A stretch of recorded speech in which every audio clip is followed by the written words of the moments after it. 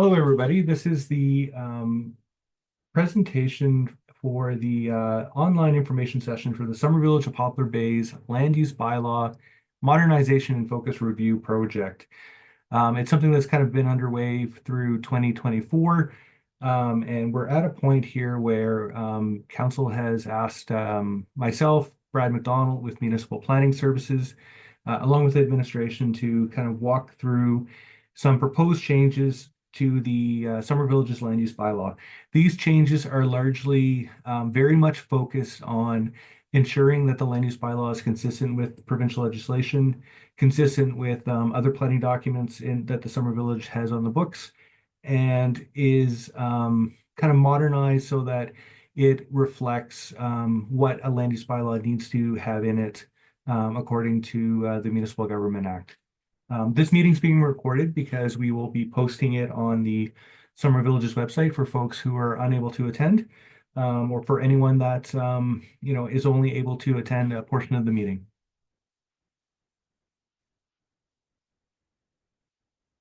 We'll go through very quickly what a land use bylaw is, what's in the Summer Villages current land use bylaw, what some of the objectives are of this project in terms of identifying content for review and for update, what the process has been to date in terms of working with council and administration.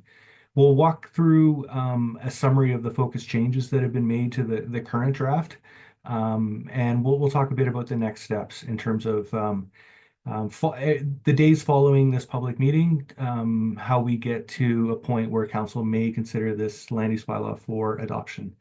If there's any questions during the course of the meeting, we ask that folks use the chat function of the meeting to direct questions to Carly with Municipal Planning Services.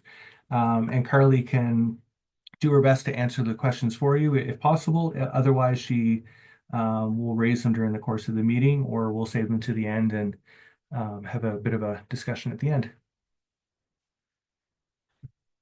So a land use bylaw is a bylaw that all municipalities in Alberta have, whether you're the city of Edmonton, the Summer Village of Poplar Bay, the county of Wetaskiwin. Every municipality in Alberta has a land use bylaw and has had a land use bylaw going back several years.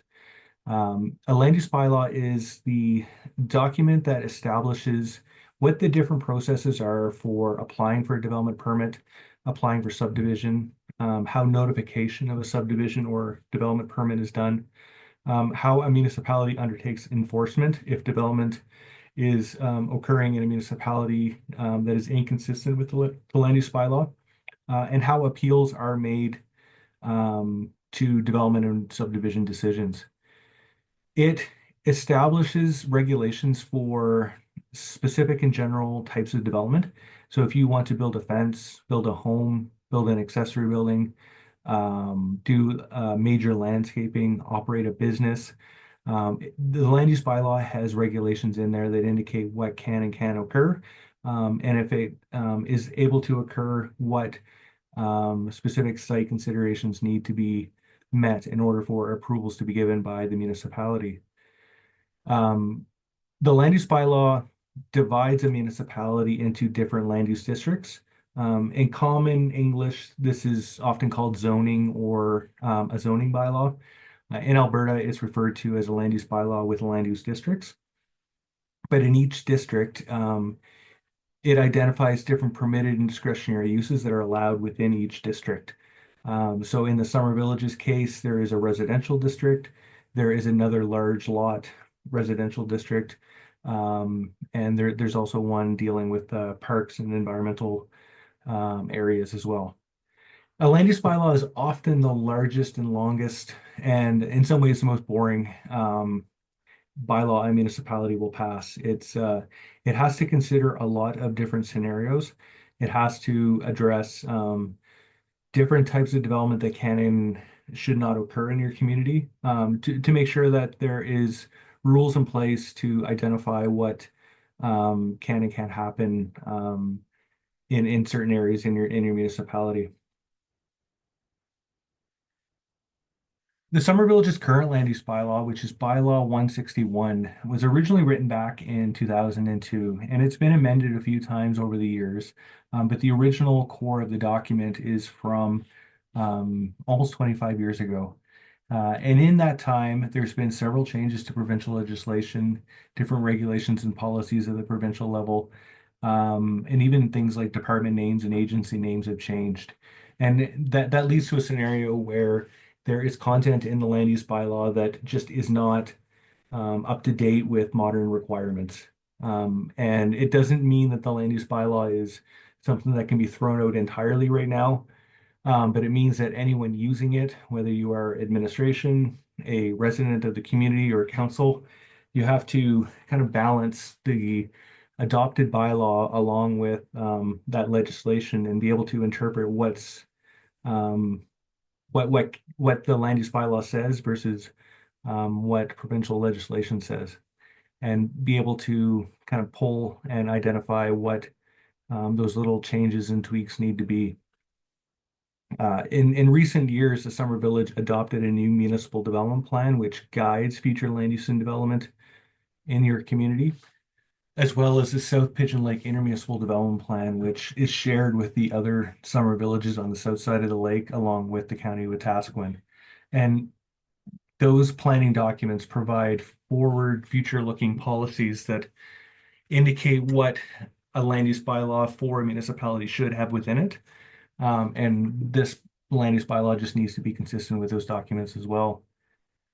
As well, the Pigeon Lake Watershed Management Plan that was adopted a few years ago by the municipalities around the lake, it includes some recommendations for land use bylaws when they are updated and reviewed. So those recommendations were also taken into consideration as well for inclusion in this land use bylaw. And in addition to all of this, in 2003, there was an annexation in the Summer Village dealing with a parcel of land on the very southeast end of the Summer Village. And there was an amendment done to the land use bylaw back in 2024 to address it, to ensure that it was covered by the land use bylaw and the zoning within the land use bylaw. And we just needed to ensure that this is consolidated within the main document. So these objectives kind of covered them in the last slide as well, but we just want to ensure consistency with provincial legislation and regulations, ensure consistency with the Summer Village's planning documents, and the Pigeon Lake Watershed Management Plan where those recommendations are applicable, reflect current property boundary and mapping information, and ensuring that that annexation area is included in the land use bylaw map. Where possible, reduce red tape by identifying all application requirements that will or may be required. Right now, the current land use bylaw is very silent on some of the things that the development authority may ask for at time of development. And in order to kind of better identify what is going to be asked for, we've done our best to identify what some of those conditions and application requirements may be upfront.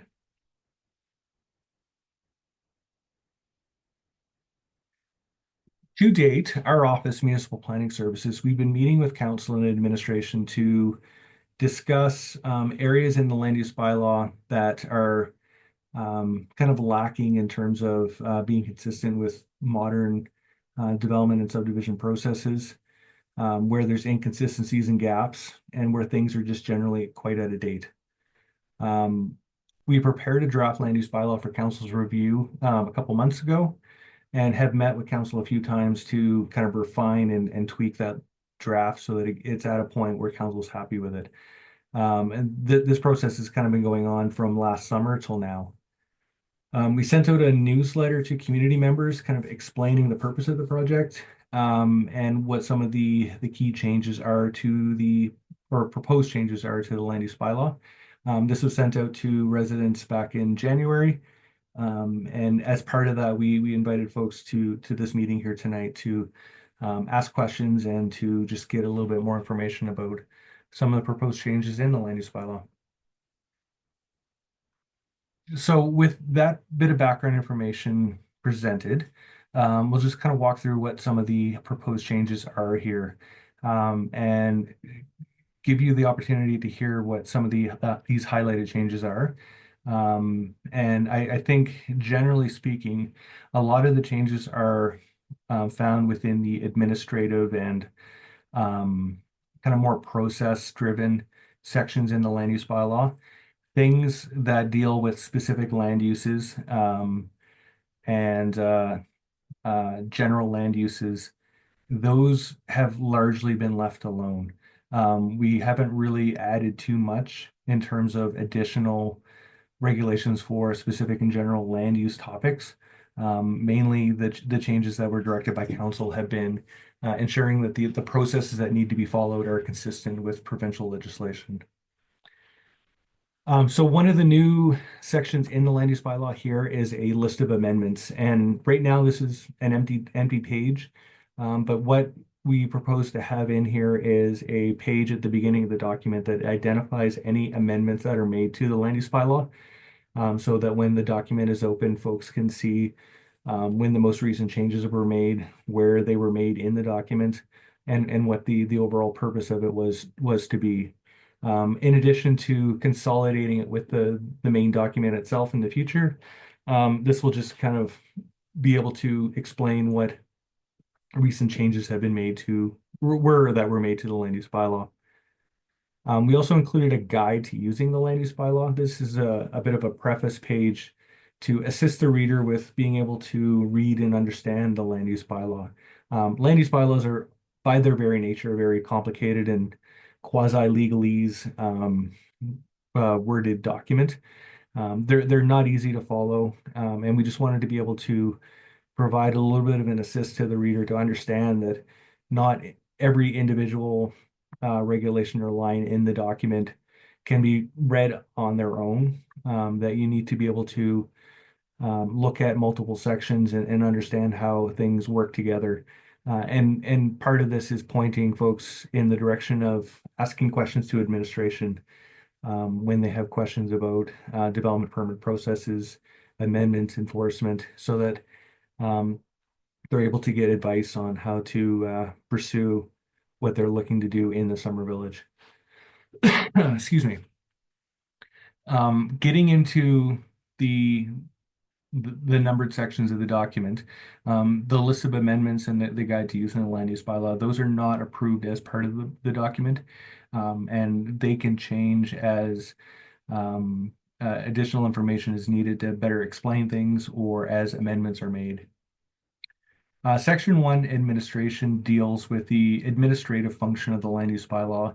It has information in there such as the title of the document, what the bylaw number is, when it commenced, when it was given third reading, that it repeals the previous land use bylaw, what the purpose of it is, the area of application, all land within the summer village, and other just general administrative statements that deal with things like severability, which indicates that if one line in the land use bylaw is suddenly made inconsistent with changes to provincial legislation, that the rest of the land use bylaw isn't tossed entirely, that one particular line is effectively severed. So just general administrative content like that. We've added a few new subsections in here just to kind of bulk up the administrative function of the document. Section 2 deals with the different authorities that have roles and responsibilities for implementing and using the land use bylaw. The current land use bylaw dealt with the roles and responsibilities of the development authority and the development officer, and the subdivision and development appeal board. But we included information in here about council, and council has perhaps the most important role, which is adopting a land use bylaw. But council also hears applications for amendments to the land use bylaw. And if there's any public hearing needed as part of an amendment, council participates in that as well. And we also included information about the subdivision authority. So if there is a subdivision in the summer village, the subdivision authority is the body that reviews and makes decision on that subdivision application. And they use the land use bylaw to guide what subdivisions can and can't occur in the summer village. We removed some references to, in this section and in other sections, to the old repealed Pigeon Lake Management Plan from 2002. And in your current land use bylaw, there was a sizable section that dealt with how the Pigeon Lake Management Plan of that day was to be used to um, uh, guide land use and development in the summer village. Section 3 deals with interpretation, which is largely the definition section of the land use bylaw. The current land use bylaw has approximately 50 definitions. And in this draft land use bylaw, you'll find that there's a fair bit more. There's approximately 101 definitions, and more definitions doesn't necessarily make a better land use bylaw. But by having more definitions, we are able to identify common language on terms that may be used in the land use bylaw or in a development permit application meeting, so that both sides understand what the other means when they use words like adjacent or environmentally sensitive area, or other terms that are very important, that could have different meaning depending on who's using the words. So we've included some additional technical and specific terms, just to create a commonality in the language that's used throughout the document. Section 4 deals with amendments to the land use bylaw. And as much as the land use bylaw is as it's an important document, and sometimes they can kind of get quite old, they are documents that can be changed. They can be amended, meaning that if there's sections in here that are inconsistent with community vision and goals for the what you like to see in your summer village, or if new land use types emerge that weren't previously contemplated before, the land use bylaw can be amended to change development permit application processes to allow different types of uses to be developed or not be developed in your community. So we updated this section to identify who may apply for a development permit, or sorry, for an amendment to the land use bylaw, what the process is for accepting and reviewing an amendment, what the application requirements would be, and how it gets to the point where it's considered for adoption. So including the holding of a public hearing and all the other steps along the way that need to be consistent with the Municipal Government Act. In the current land use bylaw, this section amendments just indicates that amendments can be made. It doesn't spell out what that process is. And for some folks, that can be quite confusing, thinking that perhaps it's just a matter of going to council on a Tuesday, and suddenly the land use bylaw is amended. Typically, it's a several month-long process dealing with notification and holding a meeting for first reading, a public hearing, and eventually giving it second and third reading.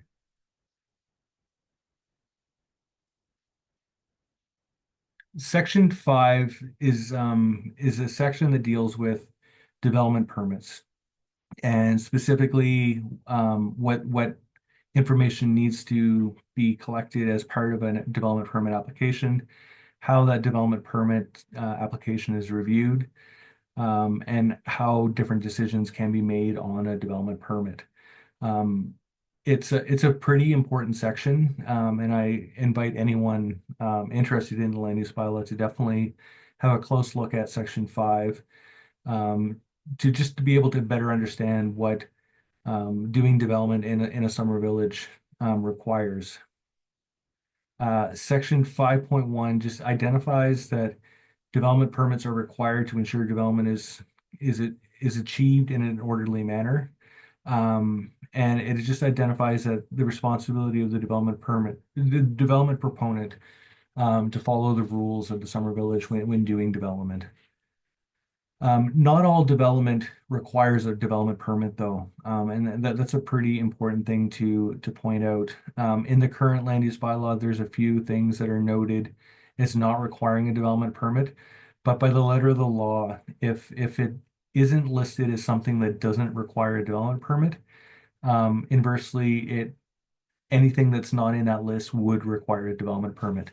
So we had a very close look at this to ensure that little minute things that uh, the summer village wouldn't want folks to have to go into the office and apply for a development permit for, that they were um, in, that they would be included in this list. So we've updated this to include things like single story small accessory buildings, different types of signs, retaining walls up to a certain height, fences that are less than 2 meters in height, minor home occupations, minor landscaping that wouldn't affect offsite drainage. So if you're not running the risk of um, uh, flooding out your neighbors or the lake or the roadside of your lot, that wouldn't necessarily require a development permit either. There's definitely a few more things in this list, but definitely have a look at it to see if you think that there's anything missing. Non-conforming buildings and uses is a section that is updated to be consistent with the Municipal Government Act. Non-conforming buildings and uses are things that exist today that may have been given a development permit under a previous land use bylaw or might predate land use bylaws entirely. In summer villages, that is definitely the case. And this just indicates how those types of developments can continue to be used in the future, and just how they're treated a little bit differently under the land use bylaw. So under, in the older days, a cabin may have been able to be built a little bit closer to the road than it would be today. It doesn't mean that cabin going forward needs to be torn down or moved. It just gets treated a little bit differently as a non-conforming building. And all of that is spelled out in the Municipal Government Act. So we just made the land use bylaw consistent with that. The development permit application section, we just identified what will or may be required to be submitted in support of a development permit application. That list is quite light in your current land use bylaw, which leads to situations where the development authority may ask for things that aren't specifically listed as possible application requirements, which always either creates confusion or frustration on the part of development proponents. So some examples of the proposed application requirements that could be asked for include things like height of existing or proposed buildings, post-construction site and building elevations, the location of footings for dwellings and accessory buildings, and a real property report if there's any kind of indication that there may be an issue with the proposed development and its location within the lot's boundaries. So a lot of these may be required. So not all development would require it, but these are the types of things that the development authority could ask for as part of the development permit application. Section 5.5 deals with permission for demolition and just clarifies that a development permit is required for any demolition of a structure that would have required a development permit in the first place. So if you required a development permit to go up, you should probably require a development permit to come down as well, just to ensure that it is being taken down and disposed of properly so that there isn't issues with servicing connections, hazardous materials being disposed of improperly, and any offsite impacts on adjacent properties are mitigated and to the best of abilities. Section 5.6 and 5.7 deal with notices for complete or incomplete applications and how development permit notices are given. And these sections just have been updated or made new entirely to reflect what the Municipal Government Act requires in terms of timing and how notices are to be given. 5.8 in the draft land use bylaw deals with conditions in development agreements, and it identifies what conditions may be applied to a development permit, um, and what may be utilized by the development authority when development permits are applied for. So some of the things that could be kind of asked for are bonds that deal with any developments that may impact local roads or infrastructure, and to ensure that landscaping, if required as part of a development permit, is completed as per the development permit requirements.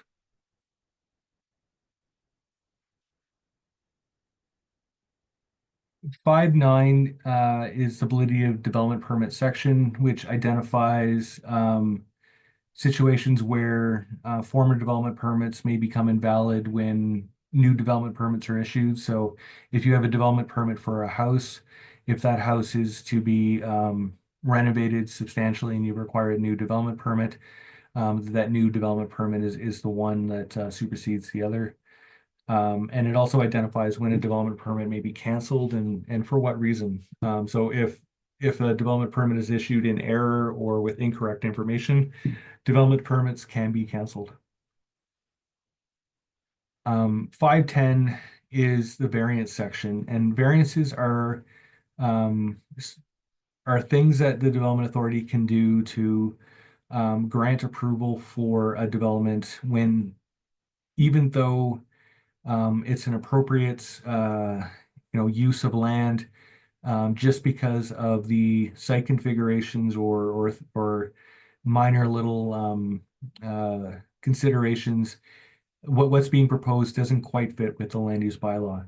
And just because the numbers don't quite line up in the land use bylaw, um, so there are situations where the summer village may want to allow that development to happen. So the development authority has a power of variance to vary regulations in the land use bylaw to allow slightly smaller setbacks, slightly higher building heights, slightly larger footprints of buildings, to allow for special considerations dealing with site issues or like in some situations, there may be a steep bank that eats up a proportion of your property, and you need to cover a little bit more of your lot because part of your lot is now down over the bank. So the variance provisions are just made consistent with what's allowed for in the Municipal Government Act for that sort of thing. And the issuance of compliance certificates, it just identifies what information may be required when a compliance certificate is requested, and what the review process is for the development authority to undertake before issuing that. So Section 5, again, just deals with development permit applications, and certainly invite folks to have a look at that and see some of these changes that were made as part of making it consistent with the Municipal Government Act and what modern development permit application and review processes look like today. Section 6 deals with subdivision, and this again has just been updated to reflect what's in the Municipal Government Act and what your current subdivision authority would be asking for as part of an application and what that review process is. The Municipal Government Act requires that all land use bylaws now identify uh, uh, notification requirements and how applications are deemed complete. So we just needed to include that in here to be consistent with the Municipal Government Act. But this section just kind of spells out what that process is for applying for subdivision and how the subdivision authority reviews and makes a decision on a subdivision application. Section 7 is the appeal section that covers how a subdivision or development a decision related to development or subdivision may be made into which body. In the current land use bylaw, this only covers the subdivision and development appeal board. And right now, the province has changed the rules a bit in recent years that some subdivision and development appeals now go to the Land and Property Rights Tribunal, which is an arm's length quasi-judicial body of the province. Previously, it was called the Municipal Government Board, but some of these appeals will now go to that body, or the local subdivision and development appeal board. So we just needed to kind of break down that there is that other body at play. And the processes for development and subdivision appeals are very similar, but they do have some very minor differences. So we just pulled them apart in the draft land use bylaw, so that if you're applying for a development appeal or a subdivision appeal, you can more closely follow what the specific process is that you'll need to follow. Section 8 deals with enforcement matters related to the land use bylaw or conditions of a development permit. Um, these regulations are very specific to just the land use bylaw. They do not deal with other matters of enforcement that the Summer Village may undertake or wish to undertake due to other bylaws or other policies. This is specific to the land use bylaw, and it's as provided for in the Municipal Government Act. So if folks are, if someone suddenly starts building a casino on a lot in the Summer Village of Poplar Bay, the Summer Village would definitely probably, I would think, like to undertake enforcement to stop this from occurring. This just spells out what the provision of enforcement is and what the incremental steps are from issuing warning letters to issuing stop orders to issuing violation tags and tickets. So these steps are as provided for in the Municipal Government Act. It's a section that's not in your current land use bylaw in great detail today. So this just helps spell out for local residents and development proponents what those options are available to the municipality, what could be issued as part of a minor violation or a major violation, and what the expectation is in terms of compliance.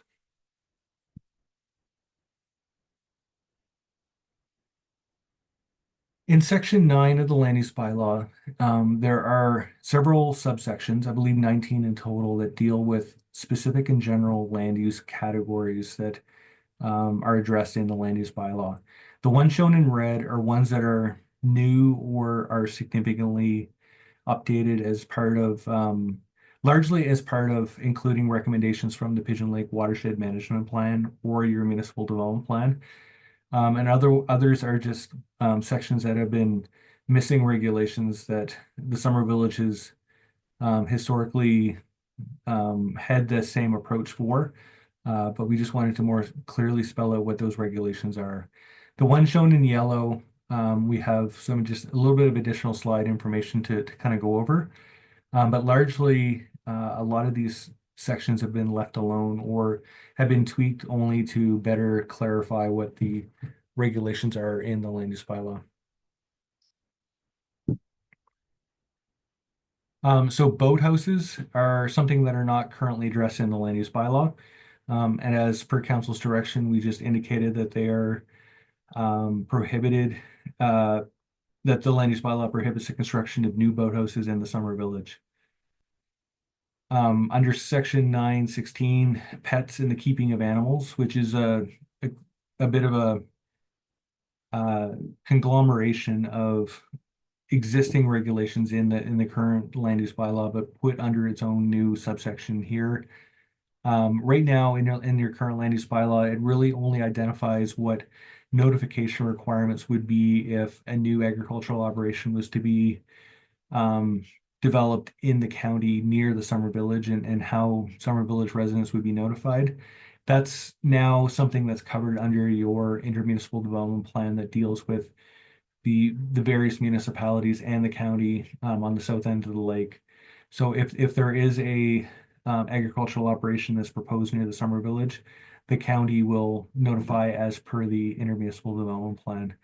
So we just included some new and revised regulations in here that indicate that the keeping of livestock in the Summer Village is prohibited, major agricultural operations like that. The operation of commercial kennels, looking after animals for hire in the Summer Village is something that is also prohibited. And the keeping of pets in general is as regulated in the Summer Village's animal control bylaw, which is something that's on the books today. 917 deals with sanitation. And in your current land use bylaw, it just identifies old requirements for wastewater disposal. And we just updated this section to reflect what's in the Summer Village's current wastewater and outdoor privies bylaw.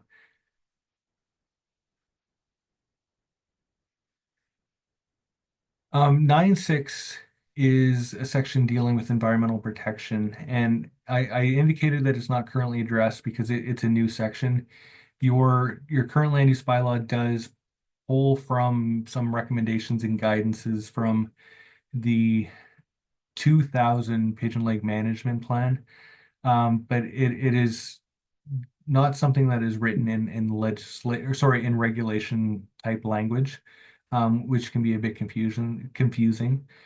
So we've adapted from the new Pigeon Lake Watershed Management Plan from 2018 or 2017. I forget which year it was last adopted, but we just included some regulatory recommendations from that in the land use bylaw at council's request.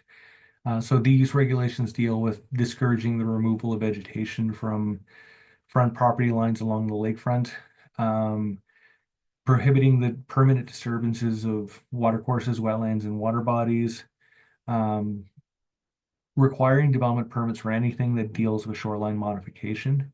And in addition to that, there's probably going to be provincial approvals as well. So if you require to do shoreline modification, you're going to be seeking development permit from the Summer Village and potentially approvals from the province as well. Shoreline modification will need to incorporate revegetation and minimize the use of hard landscaping elements along the shoreline. And the addition of sand and other materials to the bed and shore shall not be allowed. So all of that is included to better protect um, the shoreline of Pigeon Lake within the Summer Village.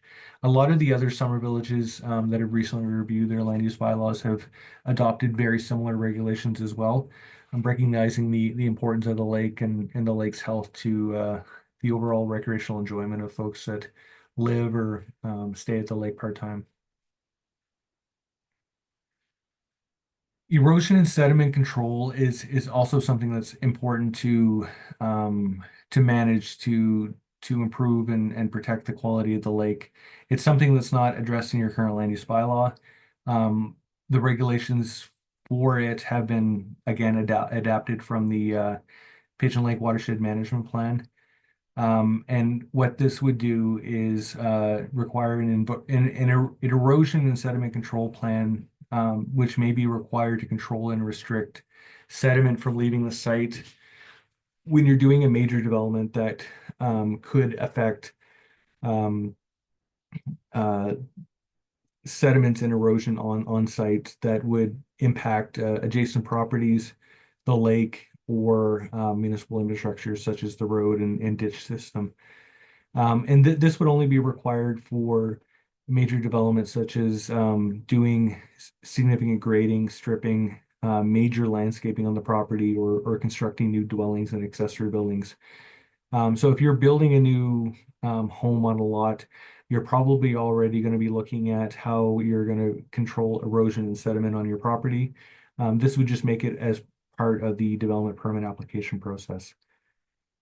As part of an erosion and sediment control plan, proponents may be required to identify things like what the land disturbance activities would be, what areas may be susceptible to erosion and flooding, what the construction schedule would be, so we know how long it's going to take and you know the what seasons it's going to occur during, what vegetation is going to remain on site, what the proponent is going to do to minimize erosion and control sediment from being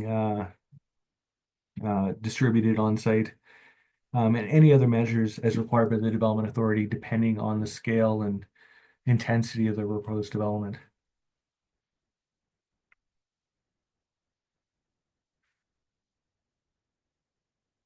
And one final section that we added in here related to the Pigeon Lake Watershed Management Plan, very similarly deals with stripping, grading, and site drainage.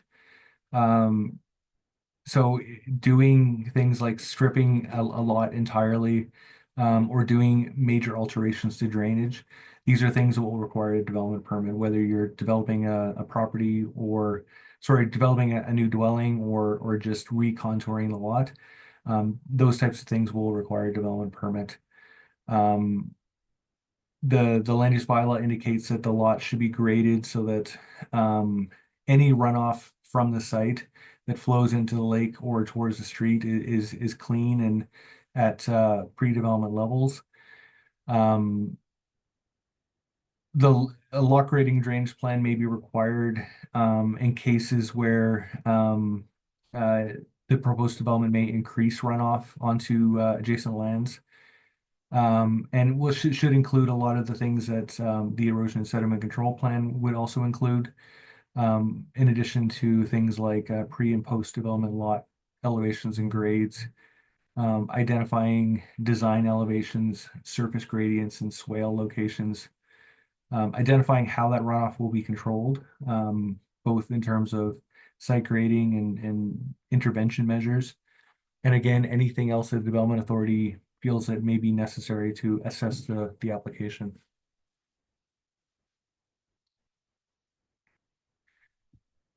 So getting into the final sections of the land use bylaw, we have the land use districts. And right now in the summer village of Poplar Bay, there are, I believe, four different land use districts. One is an agricultural district. There are two residential districts. One deals with the vast majority of residential lots in the summer village. That's just your residential district. There is a large holdings, large residential lot district that deals with larger residential lots that I think there's just the one property in the summer village that currently applies to, and that's part of the recent annexation. And there is a environment and parks district, which is proposed to be renamed the reserves, parks, and recreational areas district, just to more appropriately encapsulate that it includes municipal reserves as well as environmental reserves. Um, we made some minor edits throughout each of these districts just to improve clarity and consistency, to ensure that the list of permitted and discretionary uses within each district are updated to reflect the definitions that are in the definition section of the document. We propose to remove the agricultural district just because this is one that's not currently being used. It doesn't seem appropriate to keep one. There isn't agricultural land within the summer village that um, would be used in a significant agricultural capacity.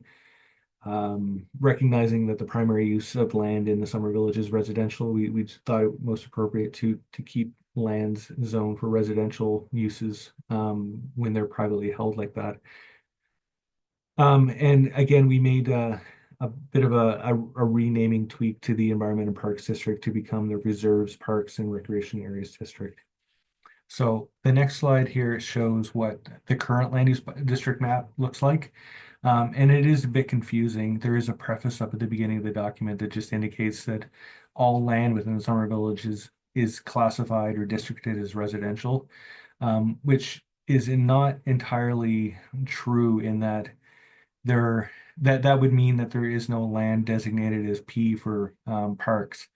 And there is significant park space and natural areas in the summer village that are owned by the municipality. Um, and this map also doesn't include recent annexation lands as well as um, any kind of reconfiguration of property boundaries in the summer village. So the proposed map on the right, color coded to indicate the residential district, the low density residential district, and the environment and parks district. Um, just we included the coloring just so it is a little bit easier to indicate where primarily where those reserve parcels are, but just show what lands are zoned which different district in the land use bylaw. So we're at the end of the presentation here, folks. The next steps for this is we will finish recording this presentation. In the very near future, I will upload it to our YouTube page to share with the Summer Village so that it can go on the Summer Village's website for anyone who was unable to attend tonight, had to come and go, or just is looking for some more information about the land use bylaw project. We'll have that up very quickly here. If anyone has any questions or feedback or just wants to chat about the land use bylaw, we just request that you kind of reach out by March 26th, so that we can get all of those questions and ideas compiled to be able to compile into a report for council, a what we heard report, that will just indicate what questions were asked, and we can propose some recommended changes to the draft land use bylaw for council's consideration.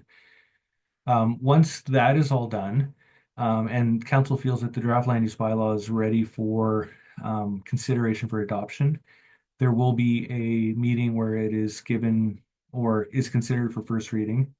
There will be additional notification to the community and to agencies that may be affected by the land use bylaw, such as Alberta Environment and Canada Post and other utility and service providers, as well as provincial agencies and adjacent municipalities as well. There will be a public hearing, which is a formal opportunity to speak before council and let council know what you feel about the draft land use bylaw. And if there's feedback given at that meeting, council may direct administration and municipal planning services to prepare a report that details, what was said at the public hearing and provide recommendations for changes to the land use bylaw for council's consideration. And through all of that, once that report is prepared or after the public hearing, council can consider the land use bylaw for second and third reading. Once it's given third reading, then it is the adopted land use bylaw of the Summer Village. So there's several more steps to go. There's opportunities for feedback and for changes to be made. But if we hear from folks, we'll make sure council hears as well. So right now, I'm going to take a pause from speaking. I have Carly in attendance here. I think she might have been collecting comments from anyone that might have had questions along the way. Carly, if you don't mind just letting me know if there has been any questions at this point. No questions so far. Awesome. I think with that, we'll just end it for tonight. Send those comments to myself, Brad McDonald at Municipal Planning Services. The email is up on the screen here now, but we'll include it in the posting for the YouTube recording and share it with the community. And if anyone wants to reach out, or if I put them to sleep tonight and they suddenly wake up with a black computer screen and the meeting is over, they can find that contact information and ask questions to me at any point, ideally by March 26th, so that we can keep this rolling and follow that adoption process as we move along here. So if there's nothing else, I will just end the meeting here. So I wish everyone a good evening. Thanks for giving your time. I know the weather's getting good, and there's no good time for a meeting like this, but I appreciate you coming out and either attending this meeting tonight or watching on YouTube later on. So have a great evening, and we'll hope to hear from you in the near future. Thank you.